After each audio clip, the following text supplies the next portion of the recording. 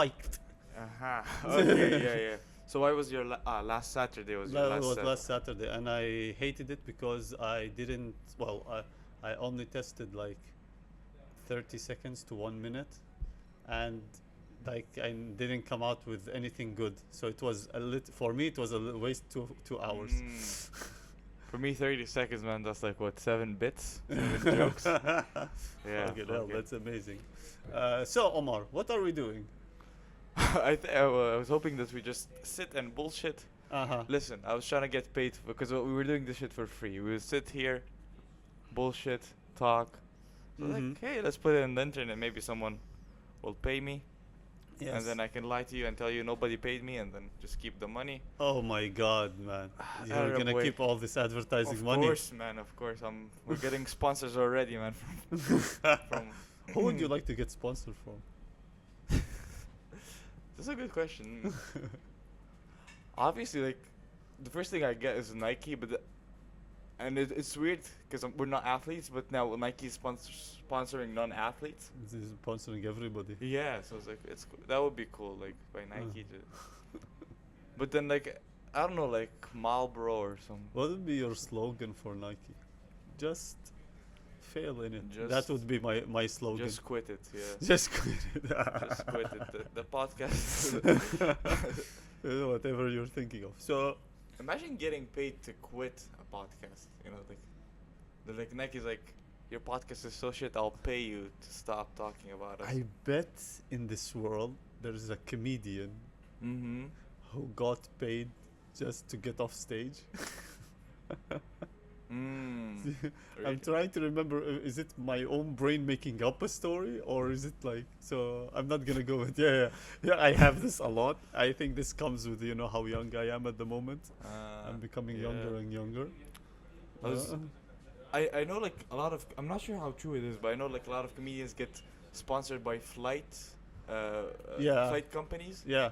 Because they talk about flying a lot. They're like, I was flying this airline just in. So give us promo. Because like how much like they tour. If Yeah. we're talking about American, like American, like American. how much they tour. Mm. So probably but it'd be interesting. Like, could you please, like, they pay you to shit on you. I'm not talking about the sex act. I'm talking about an airliner, that would do that. Yeah. I don't know if anyone. Maybe if that's the whole spiel of the airline, like, oh, we're so bad. Yeah. Do you want to? Oh, we want you to shit on us. Come, my love, come. So this is gonna be something. Okay, can you put it here? Can you throw it? Oh man, you're amazing. Yeah. So, in case people didn't get it, как тебя зовут? Misha and Vova. Thank you so much. Yeah. Give it to him. Since Misha. he's the main boss here for now. I'm the main boss for Yeah, now. yeah, Yeah. So, thank you. Ooh. So, what's the flavor? Какой вкус? Это Pomelo, яблочко и Skittles, такие конфетки. Oh, Skittles. Okay. So, Yeah, I wonderful. can taste the rainbow, man. Thank you. Tastes like cum, yeah? Yeah. he had some pineapple before, so good semen. So the shtick of this podcast, from what I understood, this is the shtick of it. This is the shit, yeah. Well, and this is the, I don't know, the hose. The hose. I don't know, yeah. You guys call it hose. We call it nabrij. Well, in Arabic. In Arabic. I don't know what we hose. call it, man. I know in Persian they call it shlang, which is the same as in Russian, yeah. Yeah. Okay, like I wanna get sponsored by one of those fuckers. You know? Actually, you can. Really? Yes. How Yes. easy is it? But you know why? Why? I think it's pretty easy. All you have to do is just put it there. But there might be something with the YouTube because it's like bad for health. So you might be at the beginning need to say like smoking is bad for health. So please smoke responsibly, and don't drive and smoke. Don't drive and smoke. I was about to say the exact same thing actually. You beat me to it. No. I was gonna say something smart, but lost About the it. airlines. No, it was about. Yeah, I was gonna say like, who gives a fuck if we like promote this shit? Because in Russia you're not gonna get paid anyways. I think from YouTube. You know that? Yeah. No, wait, you don't get paid I from don't. YouTube. Rush. If I think if the Oh, video is yeah, posted it from was a stopped. Russian IP or something like that, it doesn't get paid. Ah, So, okay. sanctions, baby. Well, just VPN. Yeah, No, yeah. I don't know if that works, to be honest. Yeah. Oh, thank you. Yeah. Smoking in the morning. I haven't smoked in the morning in literally about 2 days. I haven't smoked in the morning for ever. This is first time. Yeah? First time for everything. First podcast. First You, smoke in the you morning. want to know something funny? Uh huh. Um, my sister, when like she was in Canada, then she came back to Jordan. I didn't know how much of a smoker she was Mm. until it was about 8. I think it was 8 a.m. Mm-hmm. Yeah. So my room was next to the kitchen, and I'm smelling something burning, and my head instantly went to the idea: if you smell something burning, that means you're having a heart attack. Ah, you're having a heart attack. Ah, okay. Weird. But The minute you smell something burning, someone else is having a heart attack. okay. Yeah. So I go to like what the is something wrong? Like what's happening? And then I realize, wait, this is the coal burning. And I open the door, like go Mm. to the kitchen, and I see my sister just sitting there, like heating the coal and preparing the kalyanis and like about to smoke. I was like, what the hell? It's 8 a.m. And she just looks at me and goes, so join me. Ah. You know? First time with a sister. Actually, I don't know, because in Egypt, I remember they would say, if a woman smokes shisha, Yeah. she's like not a good woman. Like Yeah.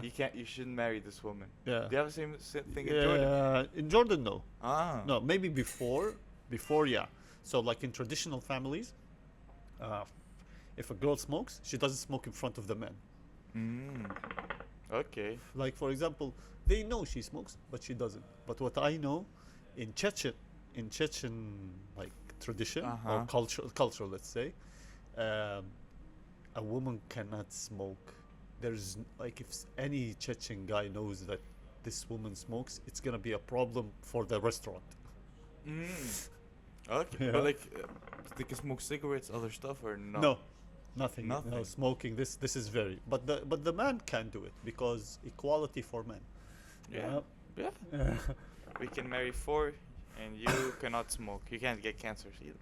When did you know? Uh huh. Like, if I could ask, what was your first thought when you heard that you can marry four? You can marry four. I was still like grossed by women at this time. I think I was like what, 8, 10, 8 from 8 to 10, like on this age. I was like, why marry a woman? Because I thought women were gross, you know. Yeah. I don't know if I think it was a boys thing. Yeah. I think it's all boys. Yeah. I thought Yeah. like. Actually, but man, the kids nowadays are progressive. Like I helped my friend like with her babysit her kid. Yeah. And this kid after kindergarten, he tells me like, you like have a girlfriend. I bought her flowers. I'm like, Yeah. what the fuck are you doing, man? When I was his age, I would like push a girl off a swing and like Yeah. punch a kid. And you know, like when you watch videos of kids flirting, have you ever not? I mean, wait, this came out wrong.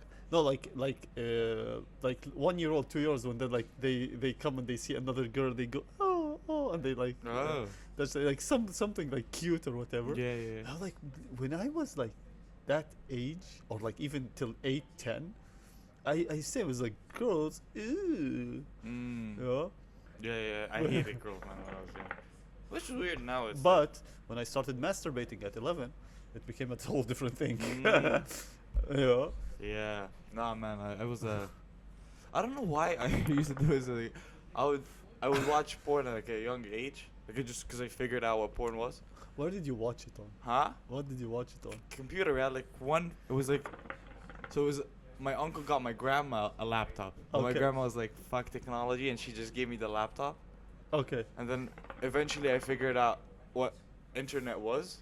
It was just, and like the way we figured out was my cousins actually. They just figured out the E. It was Internet Explorer, like back in the days. And they Oh we my called God. it the E thingy. 'cause Yeah, we really? We got It's so funny. and what they would do is they would like ask it politely what they wanted. So they would say like, "I want to see Barbie pictures," and it popped Barbie pictures. And we were like, "What the fuck?" So then I started. Swear jar. Oh shit. Well, Well, in the near future, there's gonna be a swear jar, and we're gonna charge our guests too much. We have to fund this. You get what I'm saying? yeah. Unless we get sponsors, then they're gonna drop us. He said the word sponsor 7 times. Yeah. Anyway. Oh man, I have dreams, man. Well, no, man, I respect that because I also like we had a podcast before with my friend Ivan Yavitz, and our podcast was like it was like working. Like we had views, you know, we had a few like not like billions of views, but like a few thousand like from the beginning, you know. And I was really like I wanted that. Yeah. You know, I was like, if I'm gonna do this, if I'm gonna talk, as you said, if I'm gonna talk, and there's a chance to get paid for it, hey, why not? I'm doing something I love. I'm entertaining myself for first and foremost. Yeah. You know, of course, and also for the audience. But Yeah. now it's kind of risky because you know how like the sponsors can like drop the guy. Yeah, Like with Kanye West, it happened. But How many sponsors did drop him, or like everybody dropped I him? think everyone dropped him. We had though two I know of was Adidas and Gap. Adidas dropped Kanye West Yeah. for the neo-Nazi stuff that he said. I mean, there's. I think even Dave Chappelle had a joke on it on SNL. He goes like, Kanye told me I can say anti-Semitic shit and Adidas will not drop me. And then he goes, they dropped him. Like, What's Yeah. next? Argentina is not gonna let you inside in the country. Yeah, because a lot of they the hide Hitler. yeah. Well, not well. Hitler's in a submarine in the Bermuda Triangle, but don't tell anyone. Yeah. Yeah, Do you believe in any like weird conspiracies? definitely. Which I am a conspiracy theory. I believe that like 1% of the world like controls it, like really controls it. And who's that 1%? 1%. You know what? Here's the thing. At one point in my life, and this is no joke, I really thought that my dad was in that 1%. You know? Why? Because he was someone who was so knowledgeable, and he was like he knew so much stuff that there's no way this guy is not hiding. Like people are using this guy as a counselor for something. But then I looked at our state of like living, and I'm like, is he hiding something? Like I don't get it. If he's hiding it, then he's really good at hiding it. Yeah. Like for me, the only reason I kinda somewhat believe in the 1% thing is because it's been pushed to Too me much. as a kid. Yeah, but there is also videos like I remember there was something called the Bilderberg Group. If you check them out on like you can find like meetings for these, and these are guys like who control like certain media outlets, certain like oil things. So that's one thing. The moon landing, for the longest time I thought it was fake because of the flag that's Yeah. and I still don't. Do you know this? Like the idea of the moon landing was faked. So I used to believe it was real, and then my father kept on telling me it was faked because of the flag, and then I was like, oh, maybe he's right. Yeah. But then I googled it and I read about it, and I was like, no, it happened. I believe we landed on the moon. Yeah. Feels like Joe Rogan, but No, it's with less- really like also my cousin, shout out to him, to Hassan, that he was like the reptilian. You know this idea those- that the people in power, these are all reptilians. You know, not Yeah. aliens. yeah. They are reptilians, and they're disguised as someone else, and all of this. And for the longest time, he was like telling me about it. And one day, I'll never fucking forget it. He went off on like, I'm trying to educate you. I'm trying to show you all of this. I was like, man, you will be an amazing leader until you get assassinated. You know, for uncovering stuff. All great leaders got assassinated for uncovering stuff. I don't know anything about politics, man. I saw how like people usually fight when they Yeah. talk about politics. Yeah. I was like, fuck it, I'm not gonna. Well, it's what do you call it? Ideology. It's fun to listen to them. It's fun to listen to everybody's point of view. Yeah, but then it gets. The only thing, like, I think, like, people always say this. In Egypt, I believe they say, like, only thing don't talk about if you want to keep your friends is politics and football. Yeah. Because these are, like, the two sacred things we have. Man, I had a joke about like how fanatics we are about football, and it's really freaky how much we're into football. One of the conspiracy theories were that football is made, Uh-huh. specially made, to distract people. From the government. Yes. You know, But why football? Like, why? like for example, a footballer, for example, sends a nude picture of himself, and the moment he sends it, the prices of bananas are raised. You know, Yeah. like this okay. is something. Even like Chris Rock, he had a very funny joke of like how Michael Jackson, how for example George Bush was the one who sent the kid to Michael Jackson. You know, and Dave Chappelle had like kind of similar thing. Ah, yeah. It's like, hey, Michael, you have to molest the kid. We need to Publicity, we, yeah, we, okay. we need to invade Iraq. Ah, yeah. Yeah. That's a very like interesting. But football, of how much fanatic. If people don't get how much Arabs are fanatics about football, I have friends who name any footballer you want. Yeah, they will tell you his statistics from the time when he was in the young league, like you know, before they became professionals. They will Ah. give you his statistics from when he just started. Ah, really? You know, yeah, and we had one funny one friend of mine. There's a football player, Kaka. He was a Brazilian football player, and he made a joke about it. But it's kind of like true. You know, there's a football game called Winning 11.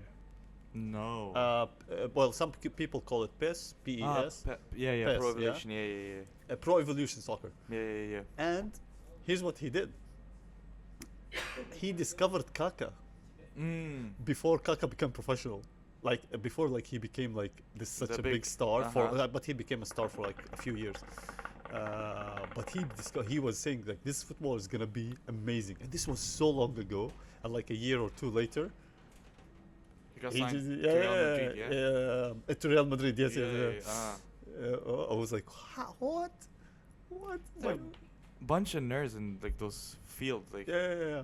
But if you tell them like what's the difference? Like for example, I'm an anime nerd or a manga nerd, you know, a Japanese comics nerd, Yeah. and they tell me you're a nerd, but you're also a nerd in that way. Exactly. Yeah. And like the thing, I feel like most of the nerds about sports are shit at that sport. Oh man. They're Oh man. Except the Arabs. Arabs. Yeah, I think the Arabs, like at least the circle that I was in, except for me, I used to be the goalkeeper because you know, I was a goalie as well.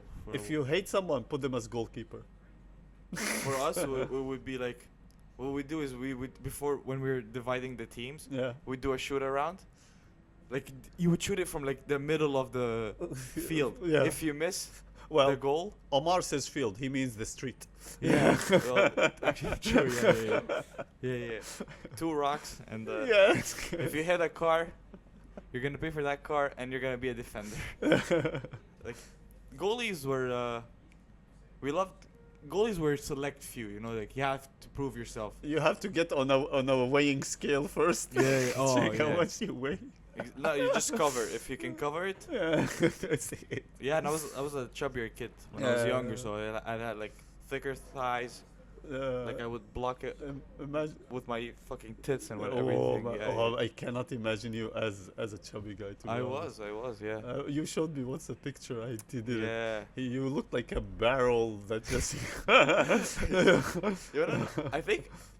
So the thing is, I remember as a kid we had a scale, and Yeah. every morning I think my cousins and I would weigh ourselves, and the moment the scales, it was like a battery scale.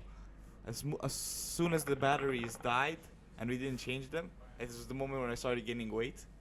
Oh. I think I'm not sure, but I think because I was like Until I was like around 14, I was like a really fat kid. So it was from 11 to 14. Have you watched the 2018 World Cup? Did you watch? Did you catch any? The one that was in Russia, yeah? The one that was in Russia. Yeah, I was in Russia and I decided to go back to Egypt because I wanted to support the Egyptian national team. So with you my so you team. went away. I went away. Yeah. You know what's so funny about that is I was working as a shisha guy, kalyanchik in Russian, and so I was working that like that, and I used to support any team that was like again like, so I would see who's everybody in the place who's they're Ah. supporting, and I support the other team, and so it was so funny. Like I was supporting Egypt like really really hard and Saudi Arabia, and I was like, oh my god, we're gonna lose so hard. And I say we. See, this is how to say поддерживать, like support. Support the team. Yeah, I support the teams. But the one thing that I will never fucking forget is sword jar. I will never forget was the goalkeeper of the Saudi team. Man, that guy, I bet he was probably an owner of a mini oil company. This guy was not a goalkeeper because he was too large to be a goalkeeper, too unfit, Yeah. you know. This is nothing about him, like, but it was so funny for me. It was like, I forgot how much they got, like 4-0, like their match is 4-1, 4-0, or Against Russia, yeah. against Russia. I didn't watch the Saudi. Actually, because you were talking about the guy. I remember there was one national team. I think it was Iceland, or Yeah. they didn't even have like a soccer team. So they just got a bunch of guys, like accountants and Yes, shit. yes. No, it's there. So for example, this happens happened in Jordan. Now it's maybe a bit more professional. So a football player, in his idea, his occupation is a football player. In Jordan, the occupation of one guy was a nurse. Another guy used to work in a market. You know, like that was like his occupation. This is the same with the Icelandic team. Like, Yeah. they were football players, but at the same time they had other jobs. And Why peop- aren't the Icelandic players fighting for more money? Because you see those like American women division. They always say like, we want to get paid as much as men, but like the Icelandic team, they need to get other jobs. But they're Yeah, it's probably not because of you should Google this, but it's probably because of the volcano they had. You know the volcano, like the the yeah. I heard that. Yeah. The 13 syllables all together, and 13 syllables. like there's like not 13, like 7 or 10 syllables like all together, Yeah. and you read it like I know the capital of Iceland is Reykjavik, and it's written RYKJ, and there's like other 2 or 3 letters that have nothing to do with the word Reykjavik. Okay, yeah. But here's something about Reykjavik. I love this story. What was the name? I forgot the name of. So they had the mayor of Reykjavik was a comedian, and here's something about him. Man, I cannot remember his name. He was a comedian, a very like a real a good Icelandic comedian. And the thing is, when he ran for office, it was like a gag. It's a joke. Yeah. Okay, yeah. And he got like promoted. He won. So I promoted, like he won. And the thing is, what did he do? He made his cabinet a mayor or maybe president. I forgot the thing when he. Oh man, there's a lot of fluff. Yeah. Yeah. Next episode will be in a different. Yeah, well, we're checking. We're grateful for the guys from the shisha place here. They said, yeah, you can record your thing here. So Save money on studio time. basically, Yeah, he became mayor. Yeah. became I think the mayor, and he told his cabinet, like the moment like they were elected and all this, is that they had to watch. There's a show called The Wire. I don't know if people watched this show. It's an amazing show. Is it the police guys? Yeah. Yes, yeah. He made them watch The Wire. I love this thought. So if you become like a mayor or of something of a city, or let's say the head of a company, what show would you make your employees What? Good question. South Park, probably. I don't know. Cause like, South Park, yeah. a lot of shit goes into South Park. Even if I fuck up terribly, I'll be like, I mean, come on. Come on. Like, yeah. Look at Tom Cruise, guys. Like, hey, yeah, like. At least I didn't say retard or whatever. I don't know. Oh, yeah. Is it okay to say retard nowadays? I don't know. I don't think. Well, it depends. Like, the idea is that when you say it's okay, like, what are you afraid of? Being cancelled? I don't know. What is being cancelled? Like, I hear it a lot. Like, why am I cancelled on the internet? We go back to the idea that you just said about. Kanye?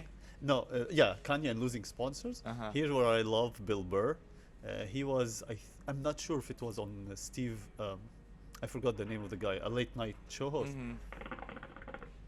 So he was like making jokes about Hillary Clinton Mm-hmm. and like, you know, these like, oh, don't say it on late night jokes, you know, or like, you know, yeah, as a yeah. guest. And the host was like, "Oh, you shouldn't say it." Like, kind of, he was implying that you shouldn't say that. Yeah, yeah, yeah. So Bill Burr looks at it and goes, "What are you gonna do to me? Oh, you're gonna get me cancelled. What are you gonna do to me? Put me back in the clubs, Yeah. motherfucker? I came from the clubs." Mm. So the idea is that what is cancelled? Like again, we take in like, what's his name? The guy who steals jokes, Carlos Mencia. Yeah, yeah, yeah. Yeah, the like he's basically scandaled out of his eyes Yeah, about yeah. stealing jokes. This guy, I think if I'm not mistaken, he performs in Las Vegas And sells out all the shows, time, yeah. sells out all the shows in Yeah, Las Vegas. I So think- what is cancelled here? I think if you're already established before being cancelled, it's easier. You know? Maybe, yeah. But like the thing that happened with him was what, in the middle 2000, right? Yeah, but I think he was already. I think it was 2010s because it was. Yeah. So he was Bobby already Lee, established, yeah, but he yeah. was known as a person who steals jokes from even way before. Yeah. I didn't know that actually. Yeah. Because You I know? remember there was this video on the internet where like Joe Rogan was calling him out for stealing an Ari Shafir joke. When he got on stage with him. Yeah. I think Yeah. that's the You one. know, and like I heard here, Russian comedians were telling me how like he's cancelled. I was like, but what is cancelled? What cancelled? What on Twitter? Well, I You think maybe he's cancelled from. I think maybe just cancelled from the comedy spots, so he doesn't steal Yeah. jokes. I think. The thing is that he can send someone. There's something. I don't know if you ever watched the Marvelous Mrs. Maisel. About I the- watched like the first 2 episodes and I couldn't. I loved its concept. Uh-huh. First season I think was a masterpiece for me because it kind of encapsulated like stand up for me. How she was sitting there when her husband was stealing jokes, and she was sitting in the audience writing, like checking how the laughter is on his jokes. Yeah. This I really loved that concept. I loved how the first episode when she got on stage and she was just angry at her husband, I think cheating on her Yeah. or divorcing her or He whatever. was divorcing her because he Yeah. was cheating or whatever. Yeah. Yeah. And she just lashed out, and it was so funny that I would imagine people like doing this. And I would love to watch. I Yeah. told you this before. I would I love can imagine being cheated on. Yeah. being cheating Yeah. Ah. with myself. Yeah. So that's a very like for me because this is how when I started I was like writing comedy, and then at one point maybe once you saw me I was like I want to get angry, you know, and I got on stage pissed off at not finding an apartment, and jokes came out from that being pissed off at something. Like just me lashing out and seeing what sticks in my head, like oh, they laughed at this, they laughed at that, okay, interesting. And so in the Marvelous Mrs. Maisel there was like some comedians would send someone in the audience to write, to check what another person Said? jokes about, and they would like write their jokes one word for word, you know, so that later they would use it in a different place. Oh. Yeah, but the Marvelous Mrs. Maisel or whatever the fuck it was called, it was set in the 50s. In the 50s. Yeah, so like I think it would have been easier to see jokes because like you can go to like Yeah. fucking New York and then do the joke in LA. And as long as you don't get TV gigs. Yeah, but now you have like, what do you call it? The YouTube. internet, basically. Yeah. Internet, so yeah. And you know, the internet guys, when they're angry at you, they dig up stuff that you did when you were born. Yeah. You didn't tip the waiter that Yeah, time. the waiter in the nursing home. You didn't tip Fucking hell, that yeah. waiter. So that's like you can see it. Sorry, and that was very interesting for me. How do you call it? Like the whole show. Also in season 2, they had the last bit, which was Lenny Bruce. He does like a 10-minute bit, and I loved that bit because it was, I think, if I'm not mistaken, it was 1-to-1 to how the real Lenny Bruce did it. It was really 1-to-1, like almost identical to how he did it. I was like, this is so good. Yeah. But yeah, Who were the comedians in the 50s that were there? Lenny Bruce and... the one who I know like 100% was like Lenny Bruce because he's the most famous one. Yeah, okay. Yeah. But that's no, Joan Rivers. No, I'm not sure if Joan Rivers was in the 50s. But yeah, Have you seen the movie The King of Comedy? not yet. Yeah, Yeah. it's a weird movie. I kind of enjoyed it, but it was weird how he got the spot on the late night show. I'm not gonna spoil it to you, so Yeah. we'll talk about it maybe next time when you watch it. One thing about getting like a spot, so normal. We're just telling the shisha guy that everything is fine. One thing about like how to get a spot and everything. Like I remember when I was reading what comedians aimed for, you know, in the 90s, in the 80s, 90s, they were aiming for, or even the 70s, I think, they were aiming for Johnny Carson, to get on Johnny Carson's show, and then on David Letterman, and that would be a big break for them. Yeah. And what else? Like, that would be, or like a sitcom. You know, sitcom was the big thing. Yes. Actually, After they watched Seinfeld, and I think after they watched Friends, and they went, "Wait, we can do this." You know? Yeah. And if they don't get it, it's like that's why a lot of them killed themselves. yes. One of the most amazing guys. I don't know if you ever watched him. His name was Richard Jenny. I heard the name before. I'm not sure. Maybe I heard. He had like maybe 2 or 3 specials, but man, and he was like a writer, and he was like a very good comedian. You know, like for me, I would watch his specials anytime, just laugh at them, how very well made they were. Okay. And he was one of the guys who he wanted a sitcom, he didn't get it, so he like sadly killed himself. But man, like he was one of the guys who everybody said like right now he would be like a superstar. Yeah, I mean now I think it's easier to get because now you can either film your own special, put it on YouTube. Yeah. Do Joe Rogan. There's Yes. the Shannon as well with Cat Williams. Remember when he went off? Oh yes. This guy became popular actually, and now Yeah. I think every comedian wanted to go get on his podcast, and shit on other comedians Yeah. to become famous. Yeah, that thing with the Cat Williams, Cat Williams is very well known among the black community in the U.S. Like he's super well known. He's one of the first comedians I ever watched. Like I remember it was Kevin Hart and then like Cat Williams. I loved a lot of his stuff. I loved his stuff. Yeah. I love the way he speaks. It's funny. Yes. And plus, he was a pimp. Pimp. Yeah. Have you seen the Dan Soder impression of him? No. It was on Kill Tony. Yeah. Oh man, fucking, oof. You know, I used to think I could do impressions. I still think I can do any impression in here really well. But when it comes out, as just me talking weirdly. I would kill to be able to do impressions, but I just can't. I can't do accents. I can't do impressions. The one who was amazing, I think, what's his name? Godfrey. Oh, I know Godfrey. Yeah, amazing. Yeah. Accents, impressions, man. I think I was watching a podcast of his, and he was saying he kind of studies the nuances of the person. Yeah. And this helps him do the impression well. Yeah. and there was like one with him and Ari Spears, Oh, and it's just like two heavyweights, like champions well, of Ari Spears is impressions. a heavier weight, but yeah. and they do like impressions. What I loved about it, so they do impressions of different People. yeah, and they put them in situations that's not theirs. Mm. You know, Mm.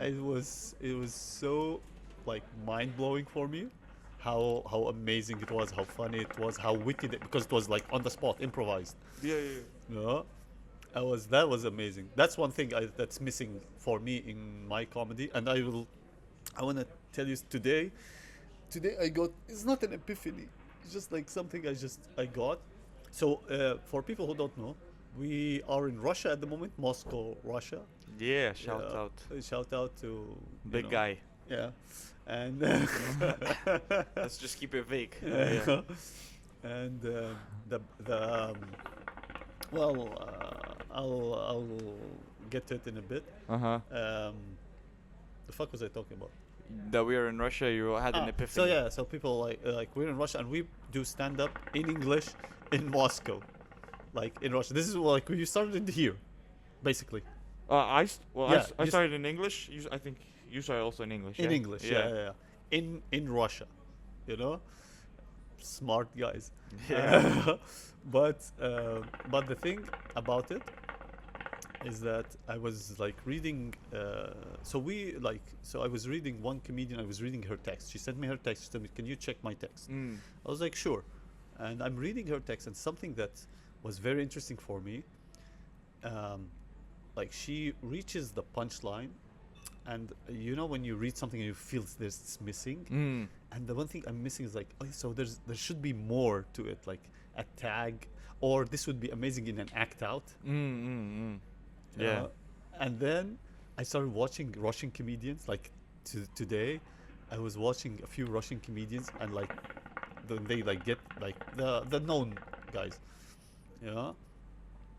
Even the professionals, but not all of them. There are professionals who do like punchline, tag, punchline, act out, and then a tag, and then a follow up. You know, so it's like it builds up, you know. Yeah. And for other professional Russian comedians, I was watching them, and they just reach the punchline, and then that's it. Mm. You know, and it's funny, like it gets the laughs, blah blah, all this, but it does not go more. And I feel like no, you can like there's Do more, more. here. Yeah. I don't know. Because I'm the reach the punchline. Next subject. So. Oh man, I think like a lot. I think it become, yeah. You can say like that works, but also like I would imagine like how this would be more complete.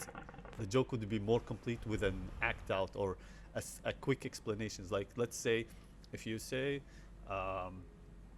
You've been in an awkward situation, and your punchline is this awkward situation. Like, what would you do in it? And then I feel okay, reaches the laugh, and there's there's more to it.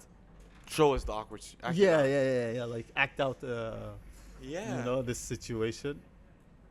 The problem is here's, because I saw some comedians act out, Yeah. and it's always funny when they get the punchline and then they do the act out, and the act out is just weird and gets nothing. So now you're just This happens to me a lot, man. acting like a fucking ape on stage. It's Yeah. like- But here's the thing with this: when you act out the ape, I think the ape should be in a situation that's the apes are not in it for the act out. So where? In Yeah. Russia? I don't know. Like an ape and a zoo watching an elephant. You know, if Yeah. it's like, or it has to be like, of course, it has to be related to the joke itself. Yeah. But again, there has to be like this act out in it, or at least this is my like interpretation of it. And I was like reading this, and then I read another text for another comedian who sent me their text, and I was reading, it's the same thing.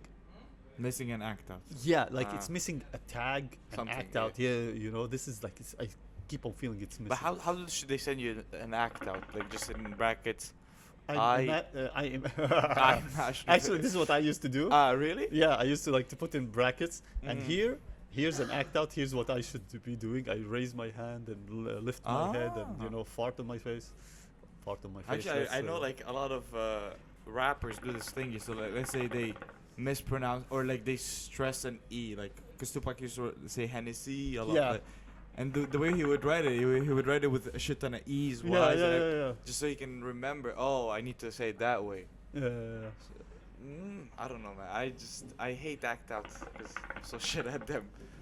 Yeah, well, I think you should like check it out. I think it completes this because this is something that my friend once told me when Godfrey performed here in Russia, and he was telling me how when they watched him, and my friend he's a comedy like master's degree. I would say not a professor. He was like a master's degree in comedy. Like Okay, good. he would like read so much into the comedy of the person, and he told me how when he was watching Godfrey, he lived in his world. Like Godfrey built this. I like to say this word a lot. This bubble of us to live in it with him. So you could imagine the university he was in. You could imagine how his Nigerian father was talking and everything. You know, and this bubble, and with the act out, you complete this world. You're Yeah. Now I'm just trying to think of like comedians who don't do act outs, just to, like kind of fucking poke holes in your theory. But yeah, I agree with you in the sense like But here's the thing: even if there's no act out, I think the punchline, and then after it, there has to be a tag to complete the setting. Again, I just say like it's like you're reading a book, and you remember what's a book? It's an iPad with many pages. Thank you. What's an iPad, man? You're fucking 2002, my guy. He got me, man. He got me. He got me. I'm still there, right? Yeah. I don't know now the youngins what they use. I was just gonna, because you were talking about iPads. Did you see the new Apple commercial? That No. got like A lot of dislikes. Yeah, it was Why? weird because so there was like a hyperbolic press, and like they put like paintings, music, and stuff like that. And their idea was like, oh, we're gonna press all this into this one iPad. Yeah, but this was like a very old. Oh, really? Yeah, because this is the idea of what's his name, Steve Jobs. Steve Jobs. Bill Burr always makes a joke about it, how, and this is where it came to me. Like I have bit about dictators, and for me, one of the largest dictators was Steve Jobs. Yeah, you wouldn't elaborate. You wouldn't leave the office until like you've done what you're supposed to do. Like he would go, I want my Walkman to be in my phone. I don't know how, I don't know when. I want it now. Well, I want it now. You know, and this is like, but that's the idea. Like he put everything inside. So I think this is a very old like. No, I'm saying like, cause yeah, but the commercial like got a lot of shit because they're like, oh, you're destroying art. But in my opinion, like I thought it was a nice idea. Like, oh, like we're just telling you all this art can be in one thingy. But people liked it because you're destroying art. And then Samsung fired back Bye. by like the same setting with destroyed art. But now Samsung is like, a girl like picks up a broken guitar and starts playing it. And they're like, oh wow, see, they don't want to destroy art. They're trying. I'm like, what the fuck, man? Have you ever like seen those war commercials like between products? I think for me, this is the only one where like, like there have been a couple. Like I remembered in Europe, like McDonald's lost the license to Mick or Mac or whatever, and now like Burger King was shitting on it on like because back then you couldn't say the word Big Mac or whatever, so and now they were saying better than a Big Mac. You could directly shit on. Yeah, well, they named their products, so like the Whopper would be like an actually Big Mac or whatever. Okay. I'm like, what the fuck? Like, Oh, there was one. I will never forget this commercial. Well, there are two. One of them is this girl. She she want like the vending machines. Mm. So she like I was it. Oh, I think Yeah, I you know which know, one, like she yeah. orders one can of a certain. I'm not sure which is it, the Coca-Cola or the Pepsi commercial, but she would order like 2 cans of let's say Coca-Cola. She would put them on the ground just to climb on them to press the Pepsi. Yeah, yeah, yeah. Yeah, but at the same time, I was looking at it like you just paid Coca-Cola twice Yeah. to get one Pepsi can. Like that's good for Coca-Cola, no? Exactly. the and I like the thing I like is when they flip it on them, because there's like they can just say like see 2 colas is equal. Wait, that would been bad for Pepsi for cola. Like they could have flip it on them. I remember there was like I don't know which one was it. I think it was cola and Pepsi, and one were fighting for equal. Kylie Jenner was Oh, fighting no, I for don't know equal this. rights or whatever. And then there's the big cola thingy was when they got the names on the cans, man. You remember this shit? What the Arabic commercials against them? You mean? Well, not Well, Arabic. The I Arabic, think I the Arabic conspiracy theory. You know this no. it? It's so funny. This stuff, I don't know how people come up with this stuff. They're like People are very bored, man. bored, It's man. just fucking I don't know, do comedy or whatever. Yeah. Sick. Well, to be honest, in where we're from, we need this is why like football is so big in our countries, because we need a breather. You know, you get your whole life, you're being pressed on.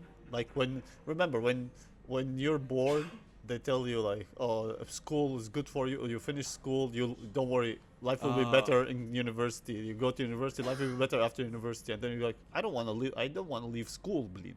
Yeah, exactly. I will always get this thing like, just work hard in school. You're gonna rest a lot in university. Now you're gonna rest a lot during work. Yeah. You're like, somebody's bullshitting. Yeah. I don't know. You think homeless people have a good life?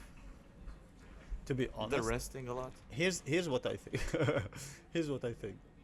I think a homeless person knows they're homeless, so they don't care. So they don't care about rent, Yeah. and they know like, I'll get a few coins to fill my need, basically. Yeah, I like the kind of homeless. I like the ones who actually put up a sign. Uh, Because I remember I was walking to the metro. I saw just one random guy with a cup like this, nothing, like no hello. Can you give me a couple of dollars? No sign. Like why should I help you? Like you don't care enough about yourself to make Yeah. a sign. Why should I? yeah, but that's work. So he's the ultimate homeless guy. I fucking no work. Just Like, have you ever thought of this? I know this is a pretentious thing to say. Like, you look at the homeless guy like, man, like you can find jobs anywhere, because this is how I used to think. You can find a job and get paid, and then like I started doing like hard labor. I was like, fuck, man, I want to be homeless for a while. You know? What kind of hard labor were you doing? Well, I worked a little bit, not much, yeah, in construction. Oof. Yeah. You in Yeah, construction? yeah. But well, I had to. How do you call it? Well, it was just like carrying bags and like cement and throwing it, and then I worked, and this was like really. Oh man, I remember this. I'll tell you that. So I worked in Jordan in a fertilizer company, and don't work with your family, especially your father, because he's gonna abuse you. So what happened is that I used to go and like get those big bags of fertilizer and go distribute them among like farms, plantations, and all of this. How old? Like, did you even have a driving license? Yeah. Ah, okay. So And it was so. 1 second. It was so annoying because I remember once I had to by myself about 150 kilograms of fertilizer. I had by myself to put it in my car and then go distribute it. And at that time I had an Opel Astra 99. Shout out, amazing car. The one thing about it is when I put all those bags in my car and it didn't fit in the trunk, so I had to put it in the back seat. Nah. The smell was Oof. amazing. Any girl I would pick up would, man. Bill Cosby. Huh? Bill Cosby before Bill Cosby. No, man. Thank you. I Did you don't. didn't pass out? No, I would pass out. Okay. They would just open the door and go fuck it on the street, and I'm too thin to carry a girl inside the car, as if that's the problem. So the thing is that when I'm driving the car, there's so much in the back seat that the front of my car would be up. Oh, okay, one of those Snoop Dogg. Fucking, Yeah, but fertilizer. And uh, so I had the hydraulics car before I even know what a hydraulics thing is. You know, my dream. And I remember when I used how's the speed bumps in Egypt? Are they like huge speed bumps? Actually, I remember because a couple of times we would fly over them. Yes. Yeah. There was the old ones. Like, yes. They're made out of concrete or cement. Or Yeah, whatever. yeah. And they would it would be like a mini mountain. And I remember there was once when I was speeding and it kind of broke the axle of my car. Yeah, I remember I delivered all those bags of fertilizer and then instant to the mechanic, and all the money that I made went to the axle of the car. Ooh. Yeah. And then the mechanic was like, "Fuck, it smells like shit. I don't want to work on this car." basically, there's one. This is actually happened. Really? Yeah, he was like, "What the fuck did you do?" And I told him this happened. He opened the back door and just opened it and fucking closed it. He's like, Ooh. how did you survive? Because it was in the summer. It was like what, 40 degrees, 45 degrees inside the fucking car. You know, Yeah. even with the windows open, the air was like you could fry a chicken. Okay. Yeah. Damn. Fucking hell, man. I just remember this story and I hated it. I hated it so much. Oh, at that one point I was like, homeless is not it's not a bad thought, you know. But they can. I don't know. So you know how like they always say like, oh, like the A plus students are the ones who work for the C plus students. So what's a Oh. homeless then? Like what student is he? Well, in Russia, I met a few homeless guys who literally knew 3 languages. And I'm not saying like, oh, they knew words. They were fluent in 3 languages. Even more. There was in People's Friendship University of Russia, there was one homeless guy from Africa. He spoke 7 languages, Okay. And and he had no problem being homeless. I remember I was once, like, we met outside. My friends were smoking, and I was standing with them, and he comes to us and he tells us like, "Hey guys, can you do?" And people knew him, yeah. And we started talking, and this like his English was really good, as in like it didn't have a heavy African accent, you know, it didn't have it, and we're talking, and then he starts speaking Italian. You know, I was like, and at that time I spoke a little bit Italian. I was like, holy shit, you guys like, why don't you work in like in the tourism or whatever? Like people would love to have you. yeah. You know, and then I learned that. I to be honest, I don't remember how he became homeless, but he became homeless when he came to Russia. That's a weird. It's a common thing actually. Yeah, and he was like in Russia. He lived in Russia for more than 15 years at that time, and this I'm saying now in 2009, 2010. Okay. It's like fucking amazing, man. Like, why are you homeless? He goes, "This is life is so much like for him." I was like, "I love this." It's like, okay, I remember reading one of those what do you call them? Those like monks or whatever. oh yeah. Worst experience of my life, man. Like, cause he wanted to sell me a book. I was like, no, I'm not interested. And back then, like, I spoke bad Russian. And he goes, "Oh, your Russian is bad." And he starts speaking with me in English. Then he finds out I'm from Egypt, and then he turns into Arabic, and he's like, "Give me sadaqah, like fucking donations, man. I want to like go to fucking Thailand or whatever." Fucking friends. And I'm like, the whole time I'm like, "Man, I don't want your shitty book." Like, I fucking I don't know, like you seen the Wolf of Wall Street? Yeah. These guys They can sell you the pen. They can sell you the. They can make you write the book, motherfucker. Swear jar. Yeah. And so yeah, it's just fucking interesting, man. Like how the mind works, their mind works.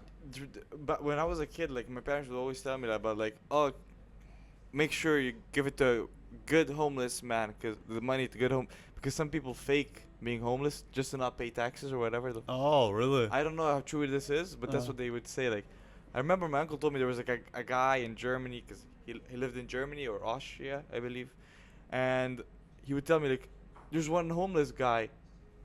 They did a background check on him, because he would ask for money so much he became a millionaire or something like that. I was like, cool. Like, you just made me want to quit school more. He was like, stay in school, you're gonna be homeless. But that's a big thing in our culture. Like, stay in school, don't be homeless. Yeah. You have to be a doctor for the family. Yeah. Which is weird, because they're not gonna pay you as a doctor. So like, they are gonna eventually make you homeless, like one way or the other. Like, so it's like, man. I loved this thought of like, you become a doctor or you become an engineer. The engineer had more.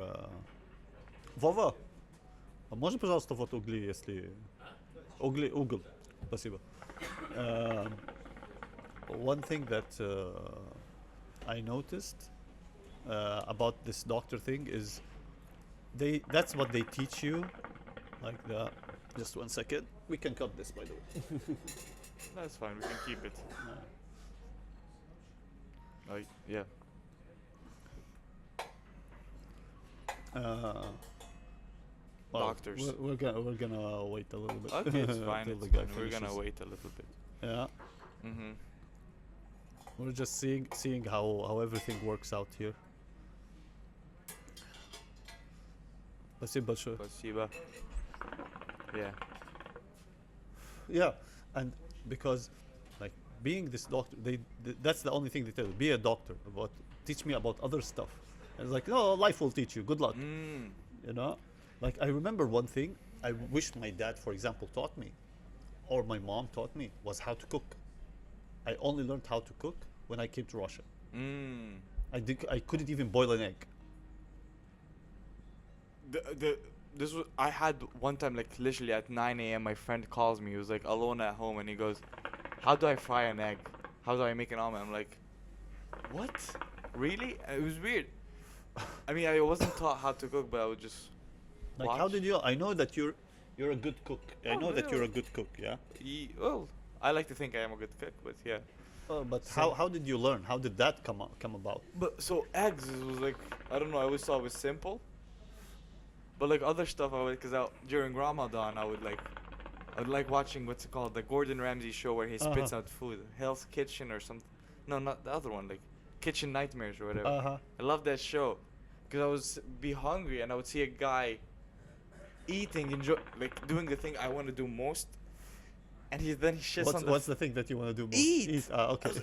eat like, and he would then spit out the food, talk shit about, and man, like the food looked good in my opinion. Listen, I'm not a heavy critic. Like I just eat whatever the fuck they put in front You're of me. not a critic. You are a critic, man. I would shit on the food, but I would just eat it quietly. As well. Like You would. I remember you would always say, "This could have used more salt. This could have used minus mushrooms or whatever." Yeah, no, like this I would do, but I would also eat the food. Like when I was a kid, I was a picky eater. Yeah, I'm saying. But then eventually I just got slapped to the right way. I remember one time I wanted the pizza, because there was this thing, my grandma would get us one meal per month, like a fast food meal. My cousin wanted shawarma, I wanted pizza. And then I made a fuss about not wanting shawarma. That day I had leftovers, man. And it was not the leftover shawarma. Shawarma, yeah. It was not, it was Was it leftovers from the last month fast food meal. Yeah. I imagine her going, "You want pizza?" Okay, she goes to the nearest pizza place. Like, "Where's your garbage bin?" Yeah. man, when I worked in restaurants, like I thought it was just it's just like this, not a stereotype, like this thing that people say. But man, when I worked, I've seen how much food is being thrown. It just made me so angry. You know? There's those people who do like dumpster diving near big stores. They're like, oh, because of one tomato, that's bad. I have 6 tomatoes that are good. Yeah. I'm like, Man, like I remember Story we thing. had like banquet, well, like let's say a small party, and a small party in Russia at that time was like $2,000, $3,000. You know, they would pay, oh, like a and corporate gig. yeah, Corporate yeah, event. yeah. Okay. or a birthday. Ah. You know, because Russians, like, they love celebrating like birthdays. Whenever there's a, like, they tell you, they ask you when's your birthday, so that they want to celebrate. They want you to get the alcohol. Yeah. Yeah. Oh, that's it. Remember when I was like what, like last year? Yeah. My friend and I my friend, I think he spent like around 15,000 rubles. Uh-huh.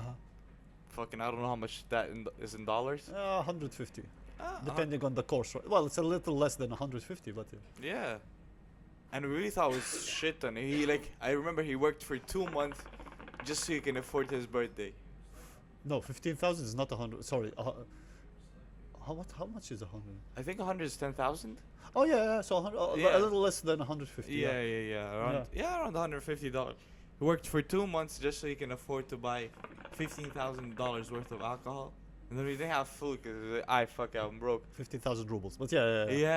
We didn't have even enough money for food. So the gifts we got him, cause he ended up spending the money we gave him on his birthday Yeah. just so he can afford food, because it was like a second thought. And I had to spend like around the same amount for my birthday, and I was like, Do you believe that? So Russians, they do this. So if they don't know what gift they should bring you, they give you money. Yeah, I hate that. Actually. You hate that. I hate Why? it. Because it's gonna sound weird, but for me, like, the money holds more value than anything I can buy with it. So then I was like, man, like, I spent your money. So I tell people, get me anything, just not money. Like, because I hate money. Like, I was once telling my friend that I like to bring a gift, so that it's something like meaningful, and that you will remember me with this gift. yeah. And then she told me, "Oh, so what you mean? Your gift is not for the person; it's for you." It's like, fuck. Yeah. She got me. Her logic is flawless. I remember, like, on my friend's birthday, I wanted to give him. I got him like a beer. What they call it? Like those beer fucking. A keg, you mean? No, not a keg. Fucking hell, what's it called? The thing you drink for the beer from. The Kozel. Yeah. The mug, the big mug. The big ass mugs. Yeah. And it had like written on it, because his name was Gosha. He goes like, it was written on it like, Gosha's not an alcoholic. He just likes to rest, like kick back every once in a while. Yeah. And then he And then paid Gosha loves to kick back all the time. every day. Yeah. Yeah. But he repaid me on New Year's, and this way he got me. He was like, because he laughed so much when he saw this mug. He's like, I want to get you something. You're gonna remember me for the rest of your life. He got me an Israeli flag. I'm like, fuck you. And I'm like, shit, man. To this day, it's still at his house because I can't bring it back home. I get like slaughtered. Oh, like, yeah. What was it? I had to laugh. I was angry. We made some jokes. That was something that I liked, how Arabs like express themselves, is like when they burn a flag, like the American flag or the Israeli flag, or they put it like outside for people to step on it. It's like, but you're putting their flag like there of the people you hate. It's like, there's something that I learned from public relations is there's black PR is still PR. You know, there's no bad PR if you know how to do it like properly, if you know how to flip it. Yeah. You know, you're giving them like public like PR, man. Like you see Arabs like fucking using the American flag as carpets, and China's like American flag carpets. Yeah. It's the new spiel, man. you know. When there's like football games that happens, instantly you find like one small stall outside which has all the flags. That's like instant like $100 or $200. in just like a few hours. Yeah. Oh. Yeah, you know. Mm. That's something that I liked how we Arabs think. Sometimes it's like, hey man, I don't care what the flag like this. I don't care if it's a team I support or not. This team is gonna make me money. I'm gonna make flags for that team. Ah, yeah. Yeah. Oh, yeah. I remember. I know, like in a lot of those shisha places back in Egypt, they have like a pirated. I don't know what it is, but it's like a pirated device you plug into your TV. Oh yeah, so the you can- modems. Yeah, yeah, it's not modems. Yeah, but I get it. Receiver. Receivers, yeah, and they get you like, and this is the best investment you can ever make as a coffee shop slash. But you Shisha's know what's the place, problem with that? What? They sometimes check. Who? I don't know what department does, but they go to like cafes or restaurants and they check if you have Licensed the one? licensed card, because there is one which you can use for home, Ah. and there is one card of these receivers which like pirate, and there's one also which can only be used for like cafes Cafes, or whatever. Ah. And if you're using the one for your home, not the one for the business, yeah, you get fined for that. Really? I didn't Yeah, know. so like in Jordan, the place would say like we have a licensed like the business thing, Ah. and they would need to have that license because some people check, and if they don't, they get fined. I think maybe it's I don't know what's the equivalent of an IRS in our country, like the tax. Tax people. Yeah, because this is taxes. I didn't know that. Wow. Yeah. After even telling me this, I somehow doubt that we did that in Egypt. Cause I Yeah. think like the guy who's gonna come and check, he's gonna see the game being played, and he's like, fuck it, I'll watch. Like I remember something here happened when the special operations started, Mm. and YouTube stopped posting ads. Yeah. You know, people are like, "Hey man, I love this. There are no ads for YouTube. Yeah. I should change my VPN to Russia. There are no Yeah, ads." yeah, but now it's kind of backfiring because now the newer content is not being uploaded. Oh yeah, it says this cannot be work in Yours- your country. In your yeah. Yeah. So now you have to do the VPN. It's like, Yeah. But like yeah, for a good month or two, it was really amazing. Actually, like for the last 2 years, like 2.5 years, I only met like very few videos Mm. that cannot be run in Now Russian. it's one of those, like it's usually done by musicians or kind of like I Yeah. want to support Ukraine, like Yeah, yeah, you know blah, what blah. you can do? Just Google the song with lyrics. And that's Yeah, it. And you yeah, don't need a. Yeah, that's what happens No. actually. That's what I do. But sometimes it's kind of hard to find. So just like fuck it, I'll just VPN it for a couple of minutes, listen to the song or watch the video I want to watch, and then okay, now everything is good. Yeah, man. And right now, like off on a tangent, also, is right now like gaming is being in a very bad spot. Games, yeah, because like the companies, they're like, doing their own bullshit by like making a game only online or So all this. they don't pirate. So like people don't pirate, but they find a way to pirate, Yeah, and yeah. people are pirating these games, just spiting the Yeah, company. But I don't know if it hurts it. I can't say it hurts a company or not. It depends. But also, take it in a different way. If a game is good, like people are gonna buy it. Yeah. Yeah. Well, unless you're me, but yeah. I was taught how to pirate, Yeah. and from that day I just phew, do it all No. my own. Like I support. I always support. If I like a game, I will buy it. really? Yeah. But you buy it like when it's on discount, yeah? Depends. A lot of the time it depends. Like there are games, like Elden Ring. Mm.